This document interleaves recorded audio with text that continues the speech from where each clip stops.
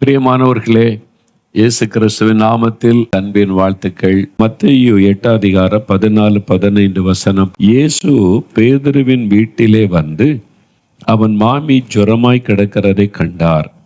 அவர் அவள் கையை தொட்ட உடனே ஜுரம் அவளை விட்டு நீங்கிற்று. அவள் எழுந்திருந்து அவர்களுக்கு பணிவிடை செய்தாள். கப்பர்நகூம் பட்டணத்துக்கு இயேசு வர்றார். அங்கதான் பேதுருடைய வீடு இருக்கிறாரு. அப்போ பேதுரு இயேசுடைய சீஷன். அவர் என்ன சொல்லியிருக்கணும்? எங்கள் வீட்டுக்கு வாங்கப்பா, எங்கள் வீட்டுக்கு நீ வரணும் அப்படின்னு இயேசுவை இன்வைட் பண்ணியிருக்கணும். இயேசு சொல்ல, சரி இன்னைக்கு எல்லோரும் வாங்க பேதுரு வீட்டுக்கு போகலாம். அங்கே வீட்டுக்கு போனால் அவருடைய மாமியார், மனைவியனுடைய தாயார் வியாதி படுக்கையில் இருக்கிறாங்க. அவங்க ஜுரம் அப்படின்னு சொல்லப்பட்டிருக்குது.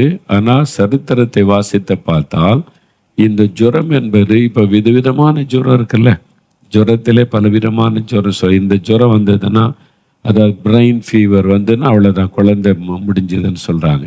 விதவிதமான ஜுரம். அந்த விஷ ஜுரம் வந்தால் உயிர் பிழைக்க முடியாது. அப்போ ஒரு மரண போராட்டத்தில் இந்த வீட்டுக்குள்ளே பேதுருடைய மாமி இருக்கிறாங்க. அவங்க பிழைக்க முடியாத இந்த சூழ்நிலையில் பாதிப்புக்குள்ளாகி இருக்கிறாங்க. ஜுரம், அந்த வியாதி, மரணப்படுக்கை. இப்போ இயேசு அந்த வீட்டுக்கு போகிறார். அப்போ வந்தவுடனே முதல்ல அந்த வீட்டுக்கு என்ன ஆசீர்வாதம் கொடுக்கிறார்? வியாதி படுக்கையில் ஒருத்தர் படுத்திருக்கிறாங்க, மரண படுக்கையில் இருக்கிறாங்க. எல்லாருக்குள்ள ஒரு மரண பயம் காணப்படுகிறாரு. இயேசு நேரே போனார், அவனுடைய கையை தொட்டார். தொட்ட உடனே ஜுரம் விலகிட்டு, மரணக்கட்டு மாறிவிட்டது. உடனே எழும்பினாங்க. பணிவிடை போய் ஆண்டவருக்கு என்ன கொடுக்கலான்னு எல்லாம் செய்ய ஆரம்பிச்சிட்டாங்க. பெரிய ஒரு மாற்றம் பார்த்தீங்களா? அப்போ அன்றைக்கு அந்த வீட்டிற்கு என்ன ஆசீர்வாதம் தேவையாக இருந்தது? சுகம் தேவையாக இருந்தது. அப்போ இயேசு ஒரு வீட்டுக்குள்ளே வரும்போது நம்முடைய ஆவிக்குரிய ஆசீர்வாதம் மட்டுமல்ல, சரீரத்திற்குரிய ஆசீர்வாதத்தை ஆண்டவர் தருகிறார். நோயற்ற வாழ்வே குறைவற்ற செல்வம் சொல்லுவாங்கல்ல, நோய் இல்லாமல் வாழணும், நோய் நொடி இல்லாமல் வாழணும். இந்த வீட்டில் தினம் வியாதி தான், தினம் ஆஸ்பத்திரி தான். சிலர் சொல்லுவாங்க, நாங்கள் சம்பாதிக்கிற பணம் எல்லாம் ஆஸ்பத்திரிக்கே போகுது, டெய்லி ஆஸ்பத்திரி தான். ஒரு குழந்தை கொட்டுட்டு போயிட்டு வந்தால் அடுத்த குழந்தை, அடுத்த குழந்தை, அடுத்த குழந்தை. மனைவிக்கு, கணவருக்கு மாற்றி மாற்றி மாற்றி வியாதி, ஆஸ்பத்திரி, எல்லா பணமும் வீணாகுது. அப்படி கஷ்டப்படுறீங்களா? இயேசு சொல்றார், நான் உன்னை ஆசீர்வதிப்பேன்னா வியாதியை நான் உன்னை விட்டு விலக்குவேன், குடும்பத்தை விட்டே வியாதி அப்புறப்படுத்திடுவேன். அப்போ நோய் இல்லாத, வியாதி இல்லாத ஒரு குடும்பம். ஆண்டவர் உங்களுடைய குடும்பத்தை அப்படி ஆசீர்வதிக்க முடியும். விசுவாசிக்கிறீங்களா? விசுவாசிக்கிறீங்களா? இப்போ சில வியாதி இருக்குது, கிளைமேட் சேஞ்ச் ஆகும்போது ஜலதோஷம் வரும், காய்ச்சல் வரும். அது வரும் போக, அதெல்லாம் சின்ன சின்ன காரியம், அதெல்லாம் இல்லை. சில வீட்டில் சில வியாதி, இழுப்பு வியாதி, ஆத்தரைட்டிஸ் வியாதி, லங்ஸ் பிரச்சனை, லிவர் பிரச்சனை இருந்துக்கிட்டே இருக்கும். அப்புறம் அல்சர் பிரச்சனை, இது மாதிரி நோய், அதுக்கு மாத்திரை மருந்துன்னு சாப்பிட்டு சாப்பிட்டு பணம் எல்லாம் அது போய்கிட்டே இருக்கும். சரீரமும் தொடர்ந்து பாதிக்கப்பட சைடு எஃபெக்ட்னால. அப்போ இந்த மாதிரி கஷ்டப்பட்டு கொண்டிருப்பாங்க. அப்படி கஷ்டப்பட்டது ஆண்டவர் விரும்புவாரா? அவர் நமக்கு நல்ல தகப்பன் தானே. நான் உன்னை நல்ல சுகமாக்கி உன்னை சுகமாக வைக்க விரும்புகிறேன் அப்படின்னு ஆண்டவர் சொல்றார். அப்போ இன்றைக்கு உங்கள் வீட்டில் இருக்கிற வியாதி எல்லாம் அவர் அப்புறப்படுத்துவார். நோயற்ற வாழ்வு உங்களுக்கு வேணும்னா தினமும் நீங்கள் வேதம் வாசித்து ஜெபிக்கணும். உங்கள் வீட்டில் குடும்ப ஜெபம் இருந்தால் ஆண்டவருடைய பிரசன்னம் இருந்துக்கிட்டே இருக்குமா, நோய் கிருமிகள் உள்ளே வராது, அந்த கொள்ளை நோய்கள் உள்ளே வராது. அப்போது ஆண்டவர் உங்களுடைய குடும்பத்தை பாதுகாக்கணும், நோய் நொடி இல்லாமன்னா நீங்கள் அதுக்கேற்ற தகுதியான குடும்பமாக இருக்கணும்ல. சரி, இப்போ ஆண்டவர் ஒரு வார்த்தை சொல்றார் பாருங்களேன்.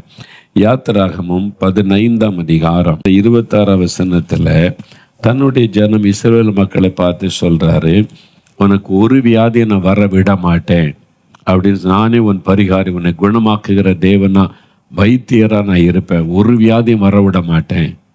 எப்போ பாருங்க இந்த வசனம் பாருங்க, யாத்திராகமம் 15:26.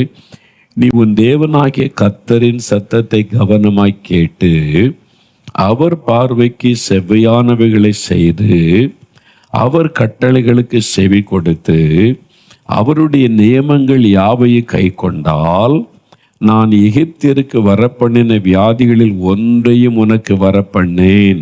நானே உன் பரிகாரியாயிருக்கிற கர்த்தர், நானே உன்னை சுகமாக்குகிற கர்த்தர்.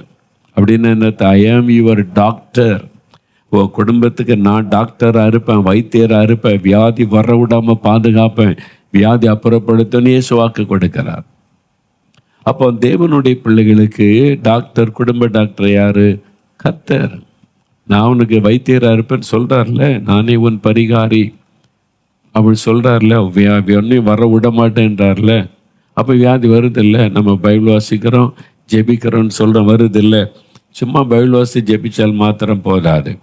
வசனம் என்ன சொல்? கர்த்தரின் சத்தத்தை கவனமாய் கேட்டு. நீங்கள் ஆண்டவருடைய பாதத்தில் போறீங்களா? ஆண்டவர் என்ன சொல்றாருன்னு கேட்குறீங்களா? அவருடைய சத்தத்தை கேட்டு அவர் பார்வைக்கு செவ்வையானதை செய்து.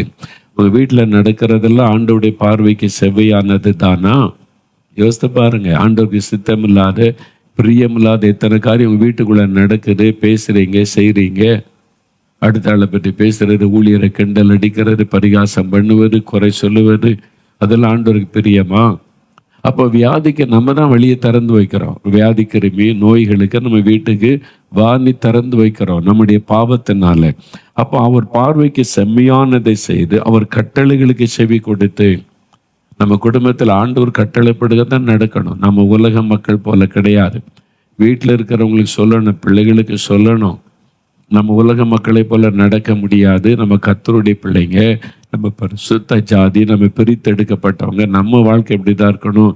அடுத்தவங்களை போல வாழக்கூடாது. எல்லாரும் நேசிப்போம், எல்லார்ட்டும் அன்பாக இருப்போம். ஆனால் நம்முடைய வாழ்க்கை முறை வித்தியாசம்னு நீங்கள் சொல்லி வளர்க்கணும் பிள்ளைகளுக்கு. எல்லாரையும் போல ட்ரெஸ் போடக்கூடாது, எல்லாரையும் போல நடந்து கொள்ளக்கூடாது. நம்ம வித்தியாசமானவங்க, தேவனுக்கு பிரியமானதை செய்யணும். அவர் கட்டளைகளின்படி செவி கொடுத்து அவருடைய நியமங்கள் யாவை கை கொண்டால். அவர் வசனத்தில் என்ன சொல்லியிருக்கிறார் அதை கை கொள்ளணும்ல. வசனத்தை வாசித்த மட்டும் போதாது, கை கொள்ளணும், அதன்படி நடக்கணும். அதுக்கு நம்ம குடும்பத்தை அர்ப்பணித்து கொள்ளணும், வழி நடத்தணும். நாங்கள் இயேசு கிறிஸ்துவுக்கு சொல்லி கொடுத்திருக்கிறார், இப்படி தான் வாழுவோம், இதுதான் எங்களுடைய வாழ்க்கை முறை, வேதாகமம் தான் அப்படின்ற ஒரு வாழ்க்கை முறைக்கு நம்ம வரணும். உங்களுடைய குடும்பம் அப்படி ஒரு வாழ்க்கை முறைக்கு வரணும். அப்படி நீங்கள் ஒப்பு கொடுத்துட்டா சொல்கிறாரு, ஒரு வியாதி உன் வீட்டுக்குள்ளே நான் வர விட மாட்டேன், நான் இருக்கிறவனுக்கு வைத்தியனா. அப்போ ஆஸ்பத்திரி செலவு வராது, கொள்ளை நோய் வராது, அந்த தீமை தொட முடியாது. அப்போது ஆண்டவர் நான் வந்து உன்னை ஆசீர்வதிப்பேன், வியாதி அப்புறப்படுத்துவேன்னு சொல்கிறாரு. நம்மக்கிட்ட தான் இருக்குது. நம்ம குடும்பமாக ஒப்பு கொடுக்கணும்ல. நீங்கள் சொல்லணும்ல, ஆண்டவரே இந்த வசனத்தின்படி நாங்கள் வாழ்வோம், உடைய சத்தத்துக்கு செவி கொடுப்போம், உடைய கட்டளைகளின்படி நடப்போம், உடைய நியமங்கள் யாவையும் நாங்கள் கை கொண்டு நடப்போம். அப்படி ஒப்பு கொடுங்க. உங்கள் குடும்பம் அப்படிப்பட்ட குடும்பமாக இருக்கணும்னு ஆசைப்படுங்க, விரும்புங்க, அதுக்காக செபிங்க, முயற்சி எடுங்க. அப்படி அர்ப்பணித்து அப்போ ஆண்டவர் சொல்லுவார், ஒரு வியாதி உன் வீட்டுக்குள்ளே வராது, நான் பாதுகாத்து நடத்துவேன், வைத்தியனாக இருப்பேன் அப்படின்னு ஆண்டவர் சொல்றார். ஆமாம், ஒரு ஊழியக்காரரை பார்த்தேன். அவருக்கு வந்து கிட்டத்தட்ட 55 வயசு ஆயிட்டு. அவர் சொன்னார், வாலிப வயசில் இயேசுக்கு ஒப்பு கொடுத்தேன், இன்னைக்கு வரைக்கும் ஒரு மாத்திரை மருந்தை நான் சாப்பிட்டதே கிடையாது. ஒரு மருந்து மாத்திரை ஒரு நாள் நான் வந்து ஆஸ்பத்திரிக்கு போனதில்லை. கர்த்தர் என்னை பாதுகாத்து, அவருடைய விசுவாசம், அவருடைய அர்ப்பணிப்பை பார்த்து நான் ரொம்ப சந்தோஷப்பட்ட ஆண்டவரை துதித்தேன். அப்போ நான் அப்படி இருக்க முயற்சி பண்ணுறேன், நம்முடைய கட்டளையின்படி நடக்க. அதனால தான் பெரிய வியாதி, பாதிப்பு, படுக்கை அப்படின்னு இல்லாமல் கர்த்தர் கிருபையாக பாதுகாத்து வருகிறார். நம்ம லைஃப்பை ஒப்பு கொடுக்கணும்ல, குடும்பத்தை ஒப்பு கொடுக்கணும்ல. என் குடும்பத்தை உமக்கு நான் ஒப்பு கொடுக்குறேன், வீட்டில் இருக்கிற எல்லாரையும் ஒப்பு கொடுக்குறேன், உம்முடைய வசனத்தின்படி நாங்கள் நடப்போம், இந்த வீட்டுக்குள்ளே நமக்கு பிரியமில்லாத எதுக்கும் இடம் கொடுக்க மாட்டோம், எங்கள் வீடு உம்முடைய வீடாக இருக்கணும், எங்கள் ஜப சத்தம், துதி சத்தம் கேட்கணும், வேத வசனத்தை வாசிக்கிற சத்தம் கேட்கணும். அப்போ அந்த வீட்டில் கர்த்தருடைய பாதுகாப்பு இருக்கும், நோய் நொடிகள் அணுகாதபடி கர்த்தர் பாதுகாப்பார். யோசித்து பாருங்க, உங்கள் வீடு எப்படி இருக்குதா? ஒப்பு கொடுங்க. இதுவரை எப்படி இருந்தாலும் இனி எங்கள் குடும்பம் இப்படி தான், வசனம்தான் எங்களுடைய வாழ்க்கை முறையை சொல்லும். அந்த வசனத்தில் சொல்லப்பட்டபடி தான் நம்முடைய வாழ்க்கை எல்லாருமே. இதை நீங்கள் எல்லாருக்கும் சொல்லணும், வீட்டில் இருக்கிற எல்லாருக்கும் சொல்லி அதை கடைபிடிக்க கட்டாயப்படுத்தி அர்ப்பணிக்க வைக்கணும். பிள்ளைகளுக்கு சொல்லணும். சிலர் ரட்சிக்கப்படலைன்னா அவங்க புரிந்து கொள்ளாமல் கீழ்ப்படியாமல் இருந்து அதுக்காக ஜெபிக்கணும், ஆண்டவரே உம்முடைய வசனத்தின்படி தான் எங்கள் வாழ்க்கை, குடும்பமே இருக்கணும் அப்படின்னு சொல்லி அர்ப்பணிக்கணும். அப்போ எந்த வியாதியும் வராமல் கர்த்தர் பாதுகாப்பார். இப்போ வியாதி வந்துட்டு என்ன பண்ணுறது? 20 வருஷமாக இந்த வியாதி இருக்குது, 30 வருஷமாக மருந்தை மாத்திரை, இன்றைக்கு இயேசு குணமாக்குவார். எத்தனை 40 வருஷம் வியாதியில் ஆண்டவர் மாற்றி இருக்கிறாரு. 38 வருஷம் வியாதி உள்ள பலரை இன்றைக்கு ஆண்டவர் குணமாக்கி இருக்கிறாரு. அந்த சாட்சியெல்லாம் இருக்குது. அப்போ உங்களை குணமாக்குவார். இன்றைக்கு ஒப்பு கொடுங்க. இன்றைக்கு கூட நோய் நொடி எல்லாம் குடும்பத்தை விட்டு விலகும். நோய் இல்லாத ஒரு வாழ்க்கை, ஒரு வியாதி இல்லாத ஒரு வாழ்க்கை ஆண்டவர் தருவார். விசுவாசிங்க, அதான் கர்த்தருடைய ஆசீர்வாதம். அப்போ ஆண்டவர் அந்த ஆசீர்வாதத்தை எங்கள் குடும்பத்துக்கு தாங்க, எங்களை ஒப்பு கொடுக்குறேன்னு சொல்லுங்க. எங்கள் ஊருக்குள்ளேயே கொள்ள நோய் வரக்கூடாது, எங்கள் பக்கத்து எங்கள் தெருவில் இருக்கிற யாரும் பாதிக்கப்படக்கூடாது, நாங்கள் அதுக்காக ஜெபிக்கிறோன்னு சொல்லி எல்லாருக்கும் இந்த இயேசுவின் அன்பை சொல்லுங்க. நீங்கள் வியாதி இல்லாமல் வாழ்ந்தால் மற்றவங்க கேட்பாங்க, உங்களுக்கு மட்டும் வியாதியாக வராதா? எதனால? இயேசு கூட இருக்கார். அந்த இயேசுவை நீங்களும் உங்கள் வீட்டில் ஏற்றுக்கொள்ளுங்க. அப்படி சுவிசேஷத்தை சொல்லுங்க. இயேசு அப்படி சொல்லுங்க. அதுக்கு தானே நம்ம அழைச்சிருக்கிறார் ஆண்டவர். உங்கள் தெருவில் இருக்கிற எல்லாரும் ரட்சிக்கப்படணும், ஆண்டவர் அறிந்து கொள்ளணும். விரும்பி ஜெபம் பண்ணுங்க. உங்கள் கிராமத்துக்கு ஆட்சேபிங்க, உங்கள் பட்டணத்துக்கு ஆட்சேபிங்க. உங்கள் சபையில் கிறிஸ்தவங்க கூட எத்தனை பேர் வசனத்துக்கு கீழ்ப்படுகிறதில்லை, அதனால பாதிப்பு அவங்களுக்கு சொல்லுங்க. நீங்கள் வசனத்தின்படி வாழுங்க. பைபிள் தான் நமக்கு கைட் புக்கு, அதன்படி வாழ அர்ப்பணிங்க. அப்போ நீங்கள் நோய் இல்லாமல் வாழ முடியும்னு சொல்லுங்க. அப்போ இயேசு சொல்ற, நான் வியாதிகளை நான் உன்னை விட்டு விலக்குவேன், ஒரு வியாதியை நான் வரவிட மாட்டேன். விசுவாசிக்கிறீங்களா? அப்போ அப்படியே ஜெபிக்கலாம். இன்னைக்கு உங்கள் வீட்டில் யாருக்கு வியாதி? அப்பா அம்மாவுக்கு, பிள்ளைகளுக்கு.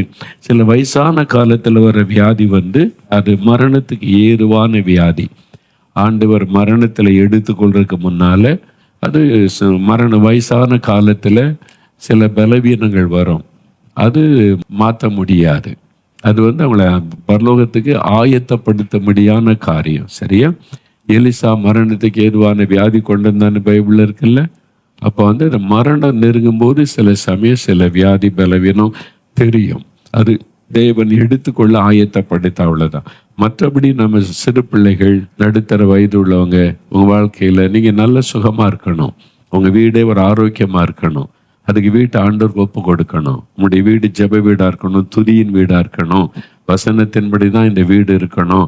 அப்படி ஒப்பு கொடுங்க. அந்த வீட்டுக்குள்ளே நோய் வராது, நோய் கிருமிகள் வராது, கர்த்தருடைய பாதுகாப்பு இருக்கும். ஆண்டவர் வாக்கு கொடுத்திருக்கிறார்ல. அப்படி ஜெபிக்கிறீங்களா? அப்படியே கண்களை மூடி, ஆண்டவரே எங்கள் குடும்பத்தை உமக்கு ஒப்பு கொடுக்கிறோம், எங்கள் வீட்டை உமக்கு ஒப்பு கொடுக்கிறோம். நோய் நொடி இல்லாத ஒரு வீடா, வியாதி இல்லாத ஒரு வீடாக இந்த வீட்டை ஆசீர்வதிங்க. பேதரின் மாமியை தொட்டு குணமாக்கினதை போல என் குழந்தையை தொடுங்க, என் கணவரை தொடுங்க, மனைவியை தொடுங்க, பெற்றோரை தொடுங்க. எல்லா வியாதியை அப்புறப்படுத்துங்க. வியாதியை உன்னை விட்டு விலக்குவேன்னு சொன்னீங்களே, எங்கள் குடும்பத்தை விட்டு இந்த வியாதியை விலக்குங்க. உங்களுடைய ரத்தத்தை தெளித்து செபிக்கிறோம். உங்களுடைய வசனத்தின்படி வாழ நாங்கள் அர்ப்பணிக்கிறோம்.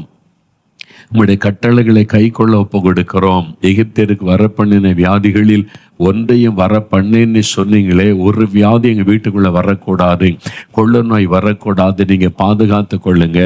எங்கள் வீடு எப்பொழுதும் உடைய வசனத்தின்படியே நாங்கள் நடப்பதற்கு எங்கள் வீட்டை ஒப்பு கொடுக்கிறோம், குடும்பத்தை ஒப்பு கொடுக்கிறோம். எங்களை பொறுப்படுத்திக் கொள்ளுங்க. இந்த ஜெபத்தை கேட்டதற்காக, நோய் நொடிகளை அப்புறப்படுத்தினதற்காக ஸ்தோத்திரம், ஸ்தோத்திரம். இயேசு கிறிஸ்துவின் நாமத்தில் ஜெபிக்கிறோம் பிதாவே. ஆமேன், ஆமேன்.